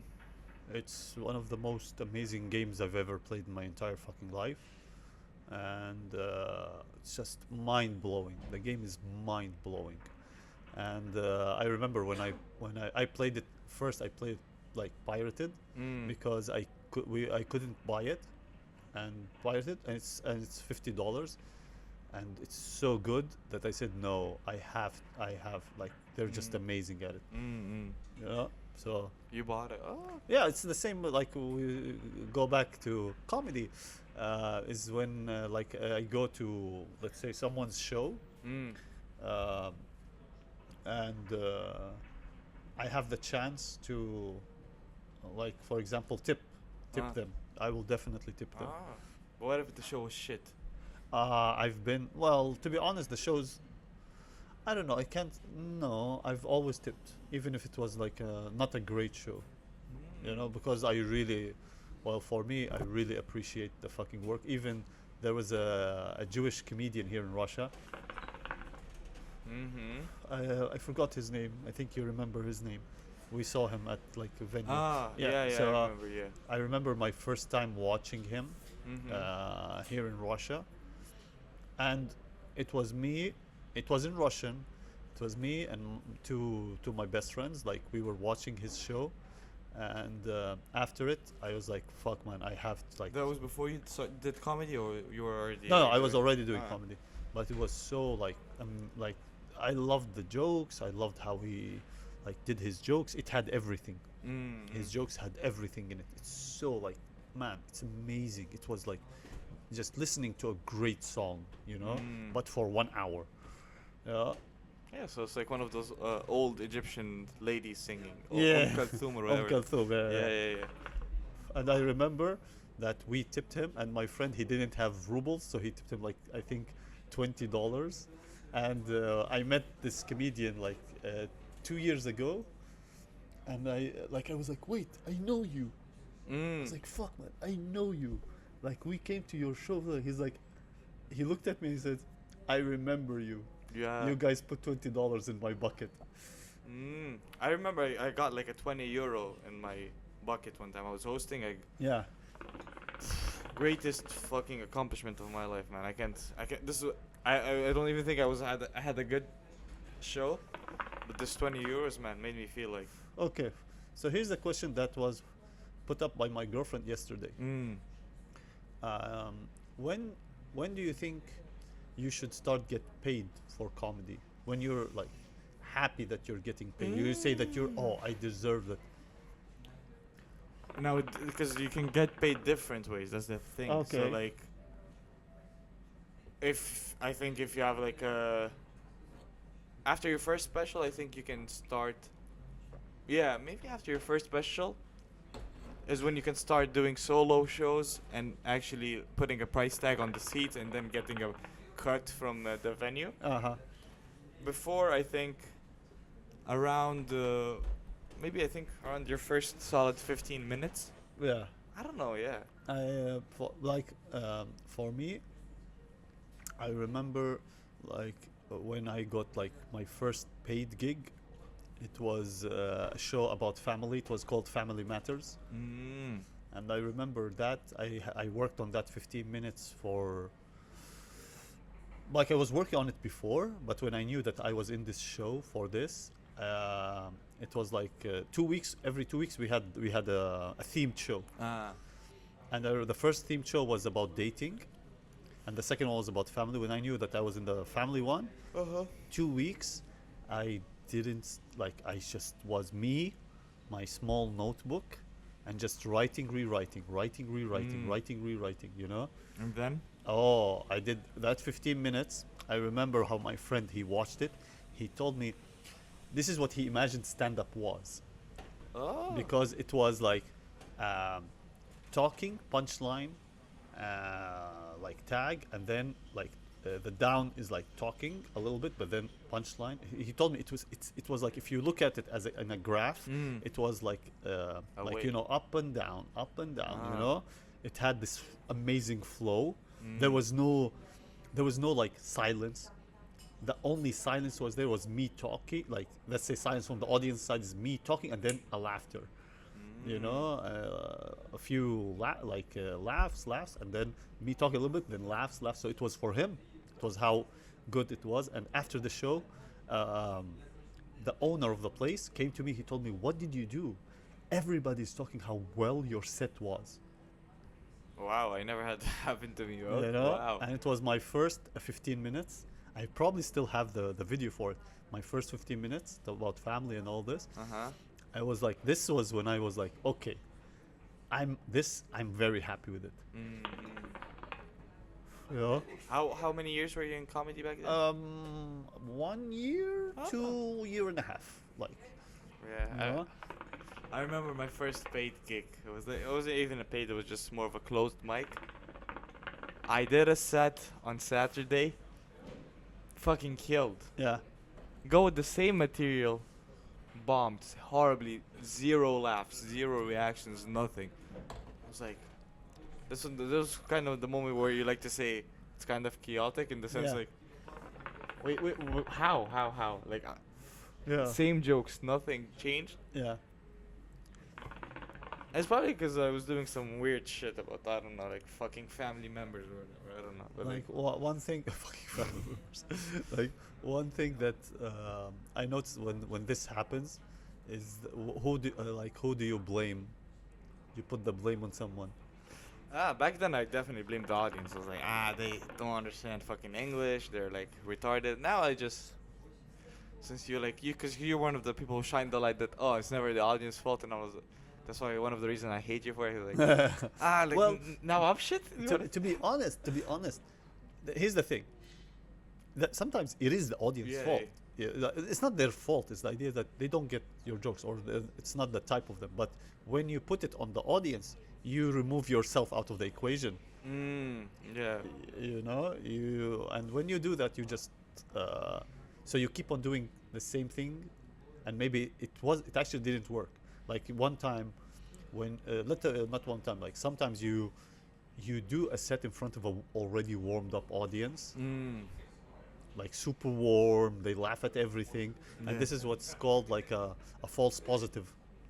Yeah, I kind of hate nowadays. I kind of hate those audiences, and like actually, it was recent when I started realizing this. I killed, and I was like, oh damn! And I think I was doing like a lot of new material, so I was like, I really want to test this stuff, like how good it is, because I had a paid gig and I wanted to take a couple of jokes there, and then I saw a guy, and he was not funny, and he was killing it. I was like, wait, was I funny? Or were the jokes funny? Or were they just laughing at every time I just said Yeah. fuck? Like, Yeah, the one thing that I noticed about this is that it was one time when, like, this is when it hit me really hard. But this, I believe that every comedian has to go through it, and if you don't go through it, you haven't been through a lot. Getting kicked off stage, the music being raised, in the middle of you reaching your like crescendo of a punchline that you think are working, and nothing is working, you know, and then you get the light, like, wait, but I still have 4 more minutes, or Wow. like 5 more minutes, like, no, it's 1 minute, get the fuck out. You know, I think that teaches a lot, like of performing.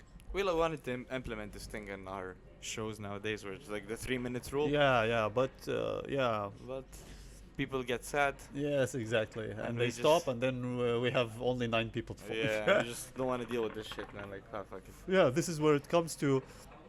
I always ask, like yesterday, my talk with her, which she brought up like really good points, which is, well, you're doing this. Let's say you're spending time, and this time should be compensated, money-wise. You know, and I told her, well, it depends on what you want from the comedy thing. Like if you don't want to be a stand-up comedian, like I know I want to be like a professional stand-up comedian. You know, you want to be a professional stand-up comedian. What about these people? Like people who perform like for the kick of it or whatever. This is not their goal. But what I realized is, to keep on doing it, you have to have a goal from it. You need to have like, why am I doing comedy? I'm doing comedy, for example, to fight stage fright. You know, I'm doing it to write more humorous stuff, to become funnier, let's say. No, yeah. Uh, that's something that then that gives you, then in that way, when you spend time commuting to the venue and then sitting there and then performing and then going back, you know, commuting or maybe going to another place, was that, let's say, 2 hours of commuting plus performing, was that worth it? Did you learn something new? You know, and this is like very important, is what do you want from it? If you don't put a goal from it, then yeah, you will feel like your time is being wasted. You know, even if you're not paid for it. Yeah, I think the comedy is one of also the things like you know those plumber stuff. You know, like because they say like, oh, you know how like a plumber does something for 5 seconds, and then he like charges you like a shit ton of Sit money, there. and they always say like, oh, it's because it took me 15 years to be this good of a plumber. I think the same thing with Yeah. comedy. Yes. Yes. You need Yes. to like have like at least Yeah. 10 years. Yeah. And here's the one other thing about comedy which I liked it, and I put it in my head, and I told it to one comedian who's like, I never thought of it that way, and he was a very experienced comedian. Is a milestone. Put a milestone for yourself. You know, like in 6 months I will get paid. Right. One comedian, she performed with us on last Sunday. Is that she bombed in English. Okay. She kills in Russian. I've seen that same set kill in Russian. Okay. Like do so well in Russian. You know? And one thing is, what I liked about her is she put a goal for herself. She was like, I'm gonna be on this stage in 3 months. Wait for me. And I remember she never asked for a spot until she was very sure of her set. Okay. You know? And for me, like I don't care. I told you this before. Like I don't care if someone bombs. I just want you to have fun. And I watched her video, and of her performing, and she was having fun. And this okay. was very important for me. But could you tell why she bombed? Oh, Like nervous? so no, it's not nervousness. It's what happened. This is the type where you go. It's the audience, but at the same time, it's not the audience, because you're sure of your set. So the audience, they were smiley audience. Ah. Yeah. You know? So I can't say she bombed for, but there was no big laughs, and you know, there was no like. But other laugh- comedians had big laughs. Yes, yes, Okay, yes, yes, so- yes. You know, so her type of comedy they were not getting. Plus, here in Russia, because we perform in front of Russians who speak English, sometimes you get people who barely speak English. Yeah, yeah. You know. I had to do my fair share of explanation of words before. Here's the thing, and I remember because someone was telling me about this, about explain like oh, I have to explain the word, like they don't understand this word. And I told them, explain the word in joke form. Yeah. Like one guy was telling me, oh, will I remember this? This was 3 years ago. One comedian was asking me, do they understand what the word aisle means? Like in a shopping Yeah, mall, yeah, yeah. or so in a shopping like In a whatever store, it's yeah, called. yeah. In the store. And I told him, then use the word aisle, you know, and put that in joke form. Make a joke. You know, guys know what an aisle is, and then explain it Yeah, yeah, in joke. That way, they know what an aisle is. They laughed at the word. You don't have dead air, yeah. Yeah, yeah, yeah. you know, and you can go to a joke. Now they understand. Now I go back. They live in your world. It's kind of a shitty world if That's your world is to set up the world that you only need the explanation of the word aisle, but yeah. It's. I don't think of it as shitty. I think of it as one. It makes you can make more jokes. You Mhm. write more. Yeah, yeah, yeah. You know, I believe like there's quality over quantity. I believe in stand-up, it's quantity, and then quality comes with it. You know. So yeah, milestones. This is so fucking important. So that when you reach them, like, for example, in 6 months I'm gonna get paid. And for her, she was in like 3 months or 4 months. I'm gonna be on this stage, and she yeah. was on this stage. She was like, yeah, I got what I wanted. Yeah. Now, next step. No, then eventually, because like now it's like in the sense where like we kind of reached the highest milestone in English No, we haven't. in Russia. I mean, No, we haven't. Really? No, we haven't. what's the highest milestone? You think? I think one of the highest milestones is to be able to put your Face? poster, yeah, and get and get an instant, let's say, fill the room. yeah. I think that's one of the things that's Well, yeah, made. but then I get now this is me because like I always think like we'll never do this in Russia because like it's in English. It's like it's But why hard. not aim for it? Yeah, you might not do it, but what if you do it?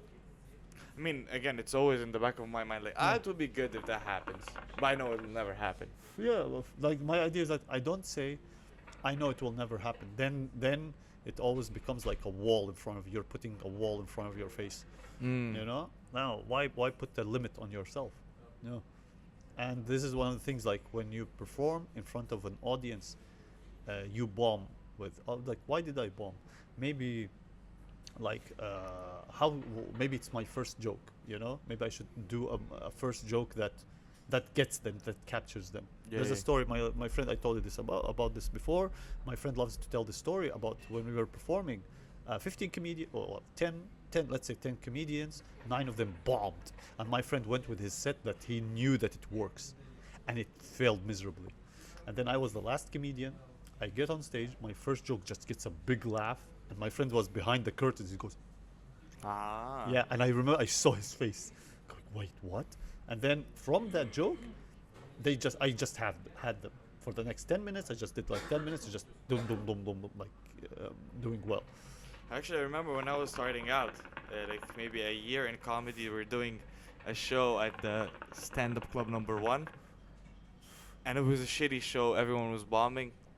I was like maybe second to last comedian, or maybe no, I was. So after me, there was 2 more comedians. You were the last. And I remember, like, I bombed. Girl next to me starts bombing. She goes like, "Fuck you guys. I saw these jokes like 1 week ago. They were killing. Your shit." She bombs, and then you go on stage. And at that moment, like, I was thinking, yeah, this girl like fucking preach it, sister. Yeah. Like fucking, you're right. They're shit. You fucking kill. And I'm like, what the fuck? Why? Uh, And I'm like, and I was like, be funnier. yeah, like one thing also, what I think is when you state, when you let them know, like when you tell them your shit, like for example, or when the jokes themselves. This is a bad thing, a bad position for Russian comedians, which I have so much respect when they perform in a different language. Is they're not sure of their jokes, and Yeah. that translates instantly. Like for sometimes I say that if the audience are predators, they sense your fear. Yeah. There was once when I was hosting and I was shaking. And one I will never, oh my God, I will never forget this. There were 3 members of the audience. They were in the front. A woman, a man, husband and wife, and their friend was sitting next to them. Man, this is probably obsession. He was wearing like a jacket, a suit jacket, Okay, which was beige. Okay. Wow. Okay. Yeah, very gay color. But It's gay for you to notice it, but well, and I remember he said, "Look at him, he's shaking." he says that. Yeah, No, I'm trying to remember if something like that happened to me, but never. and that's when a joke came out of how I vibrate when, like, I shake so much. You can use my hand as a blender or a vibrator. Yeah. You know, it just came from that when I was like rewatching, and I remember, like, I saw myself and I remembered when he said it, and then I was like, oh wait, I am shaking. What does that relate to? Like, and then I like wrote just a quick bit about it, and it became something. Sorry for interrupting you. Yeah, that's fine. Started something that now when I shake on stage and I tell them that I am shaking in joke form, they laugh. It's kind of, they don't see it anymore. Yeah, because you You addressed know? it. Yeah. They just start thinking, oh, it's part of his like thing. Yeah. For me, like the most nervous I've ever seen a comedian was like, it was a guy who was new, I think second, third time performing. He was so nervous, he somehow unplugged the mic. I'm like, wow, like I didn't even know you This- can be that nervous. That happened to me. Really? Yeah, that happened to me. I dropped the mic, but like, I was like, fuck, yeah.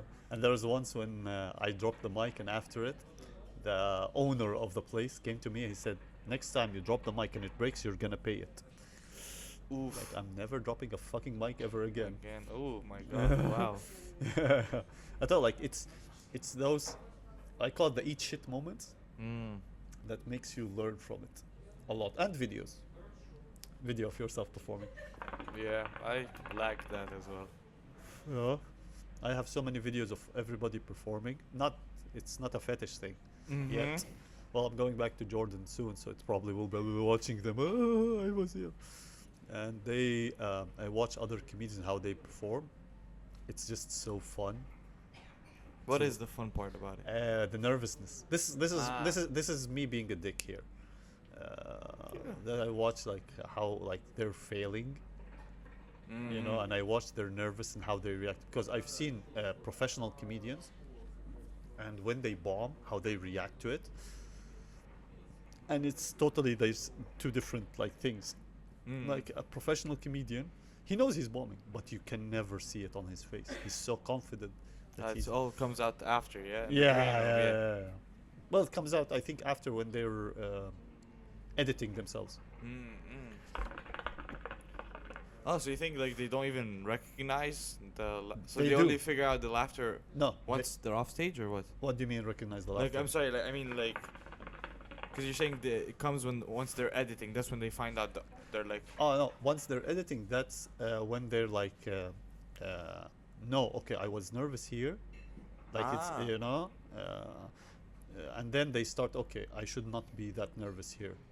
You know, okay, they kind of start building up more confidence. I watched one comedian twice when he was in Russian. He was performing in Russian.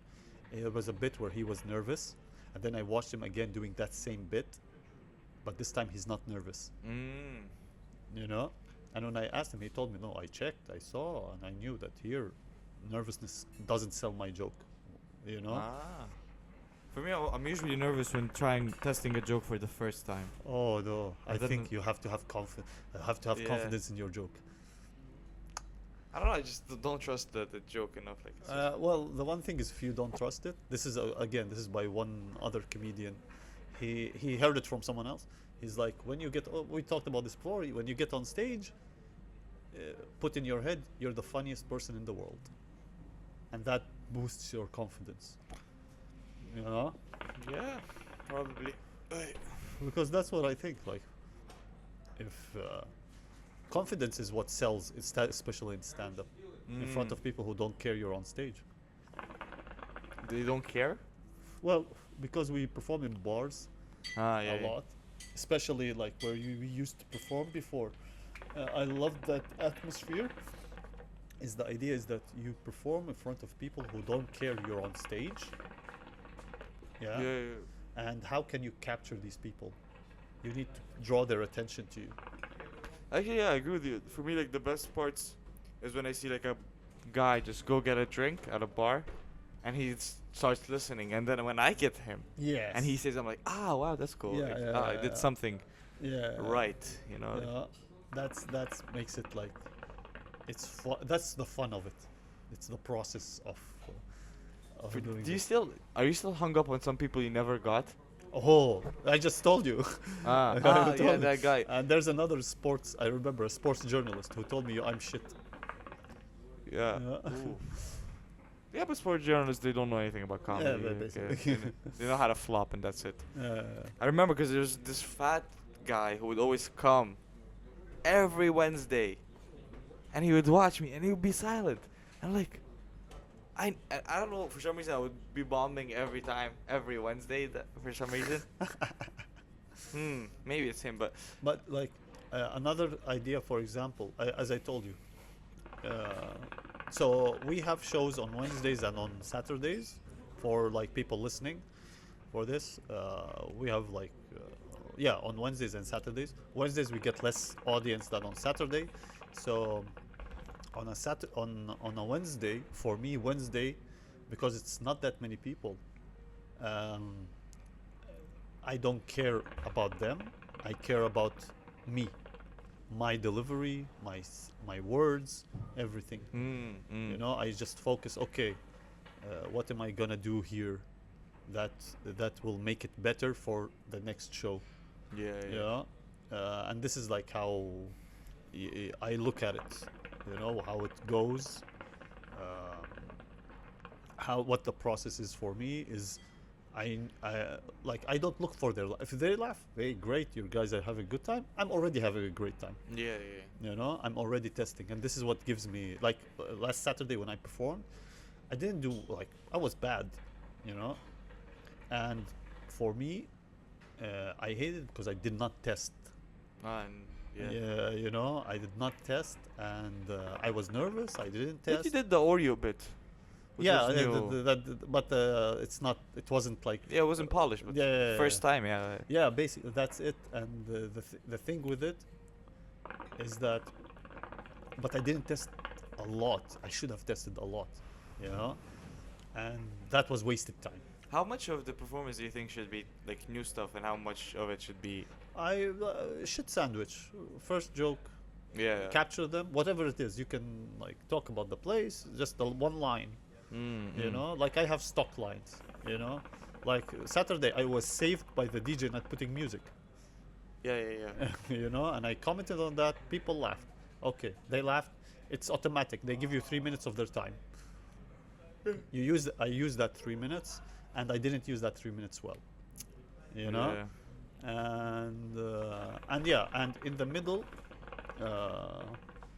if I'm totally losing them, I need to have something, a quick joke there. If I Yeah. can't get them a little bit laughter, and the end one. Yeah. Like people, this is a fun thing that people only remember the first act and the last act. Ah. Yeah. You I know? heard that before. Yeah. So first, like the first joke, they have to like know. They know that, oh, I'm a comedian. I'm here. I put my foot down. You know, I am a professional in what I'm doing, and that's what sells it, even if I'm talking bullshit. Yeah. You know? And this comes back to what, like, the confidence of it. But plus, like, I've been performing for 8 years, so it's kind of different from Yeah. me to other comedians.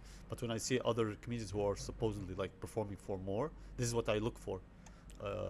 Like I sit and I watch them. I told you this. I watch them the first 10 seconds, 20 seconds. If you're not getting a laugh in that thing, I disconnect from you. Yeah. So imagine if for me, as a comedian, I disconnect from that. What about the audience who don't know who you are? Yeah. Yeah. I always thought in a different way, because I thought you're gonna be comedian, so you're gonna be more judgy about it. So then the audience is gonna give you more leeway. With it. Yeah, that's the thing. Maybe that's the thing. But for me, I like to look. I want to laugh, basically. Like I went to a Russian show yesterday. I wasn't performing. I just like went there. I sat in the back and I was watching, and there were like two comedians who were like fun to watch. The rest were doing the same shtick of what like every other comedian does, and they were not like new. Some of them, because Russian comedians, for people who don't know, here in Russia, like a Russian performer performs like like almost every day, every 2 days, you know. And I was like, oh, and they were performing for a few months, like 6 months maybe. Yeah. So I'm looking for to that. Oh, you perform this amount of time, you have to know more about it. Yeah. There's this thing where I heard it from a lot of Russian comedians. The reason why they all sound similar is because they all read one book. The comedy Bible. I think it's the Comedy Bible, yeah. They Yeah. all only read this book, and they just do it how it's like. Yeah. They don't experiment with it. Yes. Yeah. And this is weird for me. Like I asked one comedian. I was like requesting, could you get on stage angry? Professional comedian, and he told me I will never do that. Like I want to see him get on stage and just like go random. Yeah. Just say random. I don't know. For me, angry. It's not every comedian can be angry. Yeah. Well, Like, it works with you for some reason. well, it's not about like maybe I shouldn't put it as the word angry, but I want to hear about you. Complaining. I mean. Yeah. Yeah. Like not even complain. Like that's like I want to hear you say stuff. Yeah, I want to hear like my idea is when we sit here like this and talk. Mm-hmm. This is the person I want to see. Like comedy is one thing, is where it's a conversation. Yeah. That's one of my peeves actually. Like when Yeah. people call their set like a monologue. I hate Yeah. it. It's like, Man, on our workshop, I ah, found myself saying the word monologue. ah, I you was got- like, you I got was like, fuck- thank God Omar's not here. yeah, I was like, oh. he will, what? He will, Yo, he they'll will shoot kill you me. out, yeah. Yeah, I said the word monologue, and then I heard myself say it. Yeah, It's like, the fuck did I just say? yeah. but yeah, so it should be like a dialogue, and I don't see that dialogue. I see the person either preaching, Mm. and it could be funny, they're getting laughs and all of this, but I just don't feel connected to this person. Yeah. Oh. I don't know. For me, I just focus on. I like the weird jokes, like, how did you find that? Yeah. Oh, how did you get to that angle? That's what I like. So Mm. for me, I just like listening to good angles more than good jokes, actually. Like nowadays. Yeah, but my thing is the delivery of that angle. Mm. You know, like some of them, like when they deliver their jokes, again, it's like they're reading. There's a teleprompter, and they're reading that teleprompter. Mm. You know, and that disconnects me from it. Like I instantly see, oh, you have the words inside your head. They're just like being read in your head, and you're just letting them out. You're not like going with me. I don't feel. So for you just have the punchline ready, and before you just try to make it as short as possible to get to the punchline. The punchline, but most important is what words do I say to get to that punchline? Yeah. You know? That's what I like. That's what I do because you always shit on me for having a piece of paper on stage, which for the last couple of shows I haven't been using it. So yeah, but like that's why I write the punchline. So it's like kids, and then I know like, oh, the punchline is the word kids or whatever, and then the way I get to the punchline is because it's just memory. One thing is like, for example, why do I hate the thing with the paper? Is people put this paper, and when they look at it, you disconnect from your audience. You know, again, if they came to watch you, that's different. Yeah, you know, that's different. But I'm saying again, this is open mic like thing. Is that? But if you're still looking at your paper, you're still depending on this paper. Yeah. When in my first year, I remember that I had the paper, and then I fucking threw it, and then in the third, I remember when I hated myself on stage. I read from my phone. For me, I hate, so I don't mind the paper if you're just a quick glance and okay, now I know my next joke. But if you're reading, that's what I hate. the reading. And one thing about this, like for example, when you a quick glance, I think it should be like a quick glance while they're laughing. Yeah. You know, that's one thing that's that I mean, nowadays some people like write on their hands and stuff like that. And it's like, Have you seen the right on their hands thing? What they do is they grab the mic stand, and then they like read from it, yeah. and then they do again. It's the same thing. Sometimes, like, you don't need that. You can do it without. When we're talking like this, there's no paper Yeah. that you can see, but But there are no punchlines as well, so it's like, yeah, but like that's it. It's when you have this, it doesn't seem like a conversation. It seems just like, again, you're telling us, you're using that teleprompter to tell us stuff. And I was like, I disconnect from the person. I don't wanna, like for me, I don't wanna watch this. yeah. One comedian who I performed with, I loved what he did, but he's like professional, like a superstar in Russian comedy. Is that he had his paper, but he didn't have like the text. He had like what do you call it? Bullet points, Yeah. and it was on the speakers. Yeah. So when he's talking to the audience, he can see the thing. Yeah. I loved how he's like he's connected on two, so he knows what he's gonna say. He's just, plus he was doing an hour. Yeah. You know, I remember when I did my first 50 minutes, it was full me. There was no paper, there was nothing, and that for me was an insane milestone. Yeah. That I don't need a paper to remind me of what I'm gonna say. There's also this thing you always say a lot, which is like, you can't remember 5 minutes. What the fuck's wrong with you? Like, Yeah. For me, the problem is, I can remember the 5 minutes. I just can't remember what joke I wanted to try next. So would you think that there should be a logical event structure of events or not? So, well, the way I do jokes, I don't have a structure. Like, but like, let's say I have 2 bits about dating. I just put those 2 bits back to back, Yeah. just because it feels natural. Like, because it would be weird if I'm like, dating, dentist, Yeah. dating a dentist. Yeah, That would yeah, be yeah. nice, but like, yeah. Yeah, but that would be a nice. No, nice but like, no, but like, event. then dating, yeah. Yeah. Dating. I feel like it's weird, you know. No, like the way to remember it, let's say. Like one thing I noticed, one performer, he had.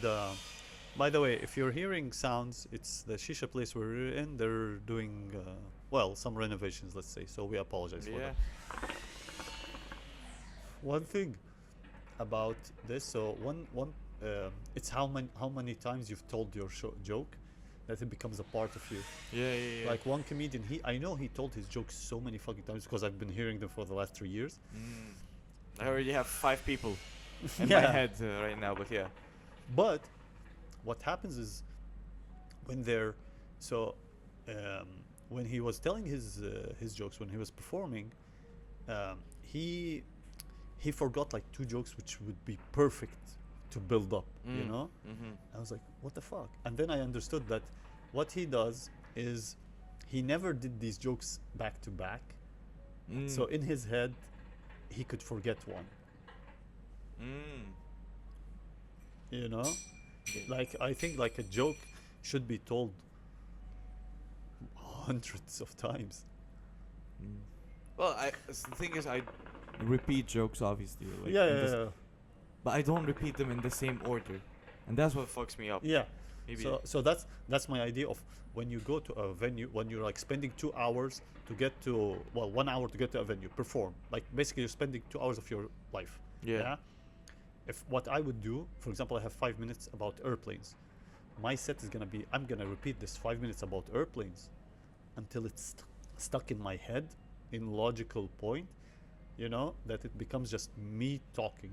Yeah. You know? Oh, no, for me, it's not hard if it's about the same topic. So if I had like, again, I'm never gonna have a 5-minute bit about airplane because. But if I had, then I would probably remember. Okay, first thing I talk about how I entered the airplane, then how I'm get seated. Yeah. then Yes. How we're taking off. My problem is because I have my first joke is about maybe looking Mexican, yeah, and then my second joke is about me dating a Mexican. I don't know. And then my third joke is about something completely different. And now it's like, okay, but they don't have to be in this order to work. Like, I can talk about dating a Mexican, then being a Mexican. But here's what I think where the problem arises, because so the levels of comedy, I would say, like you start as a beginners / amateur, and then your aim is not to do open mics your whole life. Yeah. Well, You some know? people aim that, but Yeah, but then again, we go to what do they want from comedy. yeah. You know, so you do more like you. For example, one of my aims before, this was on my second year, and this is one comedian. He opened my eyes to it. Was to do 10 minutes, 10 to 15, 10 to 15, 10 to 15. So I started thinking of how can I do 10 to 15, keep their attention, keep the laughs going, of course, and make it sound proper. You know, like here's 5 minutes about airplanes. He's 5 minutes. He's 5 minutes about family. Here's 5 minutes about living in Russia. You know, and that's when you go. Yeah, have 15 minutes. Like for example, I remember you had jokes about like living in Egypt. Yeah. You know, so for example, what I would do is I would repeat that 5 minutes about just living in Egypt a few times. Yeah. Because here again in English here we get like what, let's say 2 to 3 performances a week. Yeah. You know, we don't have that many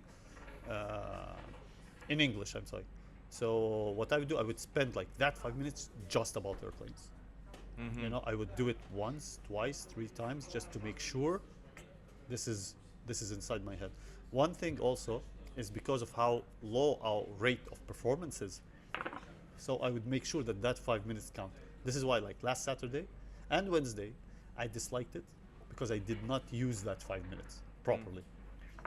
So you felt like you're just doing mostly polished shit that you didn't. Not even polished. I was doing, for me, I was not being my kind of comedian. I was playing comedy. Ah. I was playing at being like, I was at the same level as someone who just started, or they don't know what they want from comedy. But I know what I want from comedy, and that should explain my experience. Like my experience should be like there on stage, translated. You know? Yeah, got you. This is why I loved when last year when I was like performing constantly in Russian, is that every 5 minute counts. I'm gonna test these jokes. I'm gonna make them proper. You know, Yeah. to the point where I performed, and one of the judges of that performance.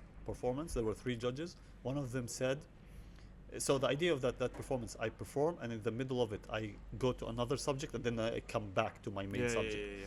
Like it seems it just like flows naturally. And he was like with the 3 judges, and he looked at one of them and said, "Did you see what he did?" Yeah. Yeah. Amazing. Someone's cooking chicken, man. Yeah. But because I remember, but the reason for you, every 5 minute counted in Russian last year, because you were aiming for the TV gig, because you had this TV gig you're working on, and that's why, because it was really a good motivation, because like I think every day you would write a new punchline add punchlines to the bit, and then so now you're not going there to just perform and to not forget the jokes. You're going there to like perform and not forget the jokes, and also test the new punchline. And that should be, and also you said like how I was prepared to be. I think that should be the motivation all the time. Yeah, you're right. I think I agree with you. You know what I'm saying? That should be my motivation. Is that I need to do this like soon. Hopefully, I will be performing in other like countries. So I have to make sure that now I'm gonna work properly on my fucking bits. You know, if I don't if I don't work on it, I'm wasting my time. That time is not well spent. This is bad for me as someone who's like, I should be a bit experienced. So no, I should use it properly. Do you have any fears of going to a different country and now? 100%. What's your biggest one then? Getting a spot. You fear you're not gonna be able to get spots. This is gonna sound weird. I am afraid of talking to people. Yeah. I have fear of rejection. That's one thing, and the second thing is that, what if like, hey, I need to talk to someone. I need to get a spot. All of this. It puts me down. But at the same time, for example, I know I have one joke which is one of the best openers ever. The Dictator. The Dictator. Yeah. You know, this is one of the best. And there's another one like, let's say the Dictator one. I know that's a great opener, and I have so much faith in it. You know, that I know my first joke will be amazing. That's good. Yeah. You know, like this is the idea, and faith. Like I know this, but I still have that fear of, I need to talk to someone to get a spot, Bilin, and I don't want to do I don't want to talk to them. Like I want someone to know. But then again, you know how to remove that fear. This is one of the first things that people tell you when you're doing open mics. Is go to the place before performing. Yeah. Watch it. Watch everything. Watch how everything is going. Get used to it. Get used to the place. You know, and then. You mean like, because when you said like go to the place before performing, I meant like go an hour before. You mean like go a week before? Yes. Go a week before. Watch the other performers. Watch what they talk. Roy Woods Jr. I think his name is. Yeah, I know him. What he did. So he had one mic a month. And what he did to go to other mics, he had to travel, like ride his car to another place, you know, and do this. So what he did is he watched all those like television comedians, the what do you call it? Late sh- night hosts. No. Yeah, one thing is the late night like comedians, Uh huh. and the other thing is the competitions. Mm. And he watched what every comedian talked about, and he said, "I will not talk about this." Yeah, yeah, yeah. So what happens is that he will talk about something that nobody else has talked about, yeah, Mhm. and they will pick him. They have to pick him. Yeah, yeah, yeah. You know, this is why like this had like this unique angles, this unique way. One other comedian, Ismo Laikola, who's from Finland. Mm. They had one mic a week, only Mhm. one mic, and it was the same audience. Ah, Kept on coming back. one mic a week. Okay. So you'd write new 5 every time. So what happened is that after every show, all the comedians would sit, Mhm. who just perform, and they would write okay guys, how can we make it better? They would all watch each other's sets, and then they would work on each other's set. Yeah, that's good actually. Yeah. You know, that takes a lot of, I don't have pride, like the ego part to put it on the side. Yeah, yeah. Fuck it. That's right. Yeah, yeah, yeah. I don't know. Nowadays, I don't like writing with people Yeah. because I feel like I'm judging myself way too much. I'm like, man, like this fucking premise is weird. They're gonna be disgusted. They also by- think, yeah, that's one thing. And they also think like, you guys are not gonna add something to my set. Do you think that? It's not that I've realized a lot of the times where I want to stick to a certain point and then I see the like bit fucking branch and I'm like, yeah, but I don't want to talk about that. So Yeah. like, Yeah. let's stick to like me going to the dentist or whatever. Yeah. No, but I've seen you like also with other Russian comedians you trust. Oh yeah, but those ones are strictly like translation stuff. They tell me, oh, maybe you can add this, and I'm like, I'll try it. Yeah. Usually they don't. It doesn't work, but Like most of the times, what I noticed about like me performing is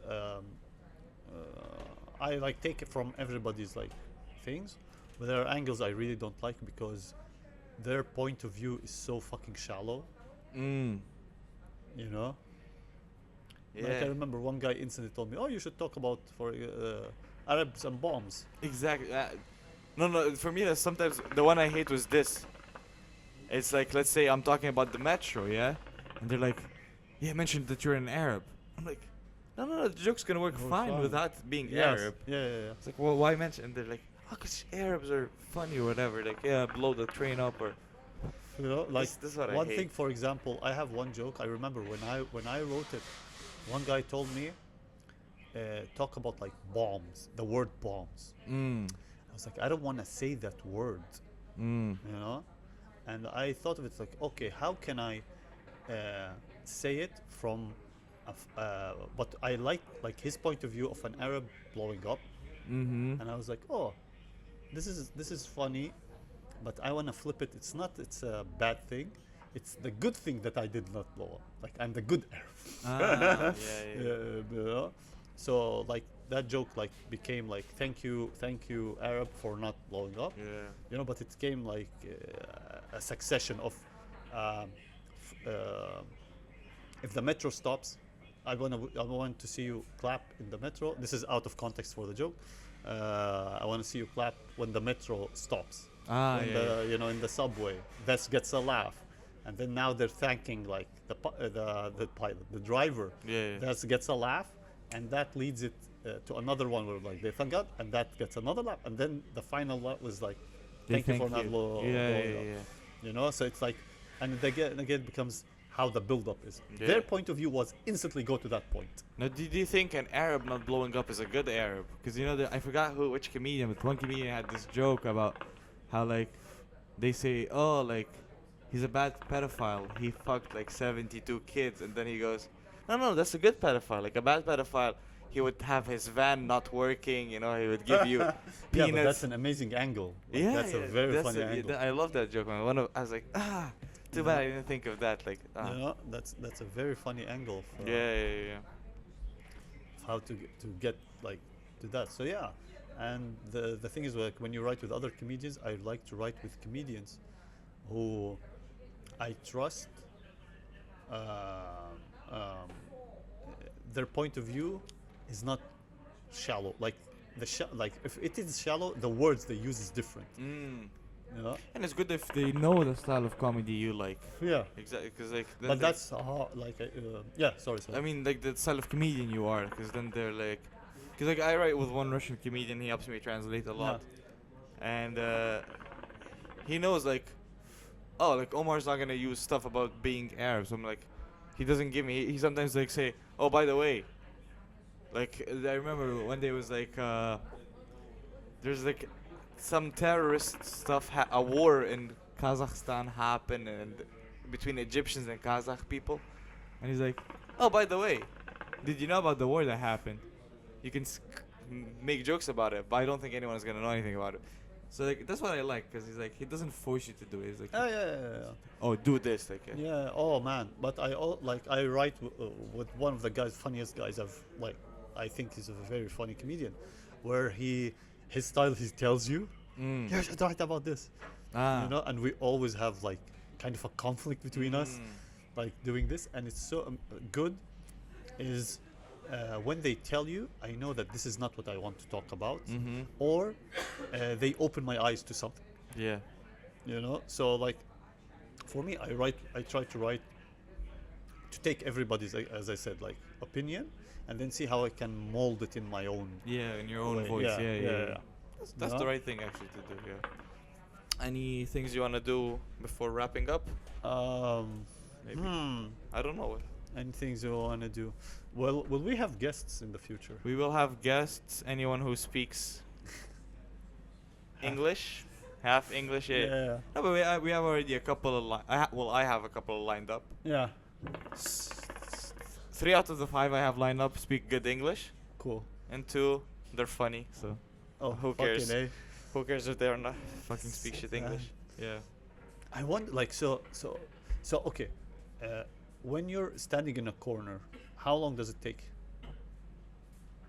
What corner? A So, turf war? The turf war. When you're standing in Ah. a corner, how long does it take? The whole day. So it's like homeless people but with talent. Yeah. That's This is cool. that's what they do. It's just like, which is a good thing. Which is like, oh, okay, I want money. What's the creative way to get the money? So let me show you something. You know what also is? How much gasoline does that fire breather have to buy with the gas prices now?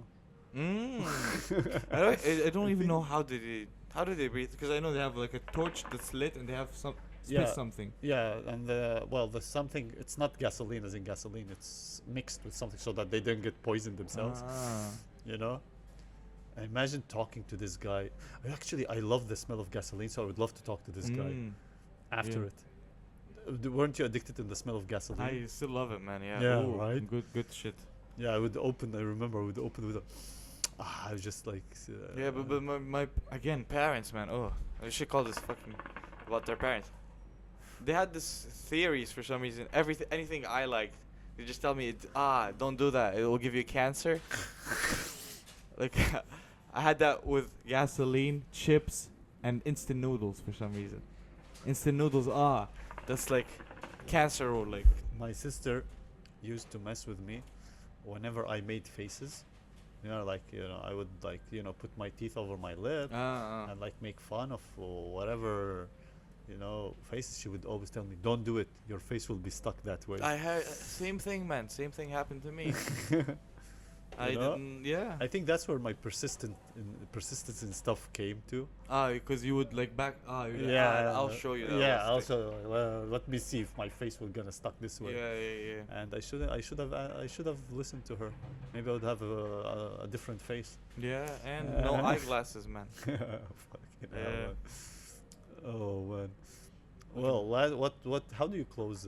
I have no fucking clue. Actually, you know what I think we should have closed on? When you said Nike. Nike? Yeah, when you we said can the edit Nike, this stuff out. we could have like. Yeah. Hey, full. Okay. Full circle. Hey, we just made full circle. Full circle. Yeah. With the Nike. That's a callback to the beginning. If you guys listen. You think to the anyone first- is gonna watch 2 hours and 19 minutes of us bullshitting? Yeah, they will. I think they will watch till the part where about the news, then they realize we have nothing to say about the news. Mm. And that's when they will stop. Maybe they will skip a little bit. My name is Abed. My name was Omar Hefnawi. Yeah. And thank you so much for listening. Right now, maybe in 2 hours, if you have any comments you would like to tell us, please feel free to share with us how we can improve, how we can be better. This comedy podcast just came out of nowhere. I could say. Yeah. You know, one thing is we are stand-up comedians who perform in English and in Russian in Moscow, Russia.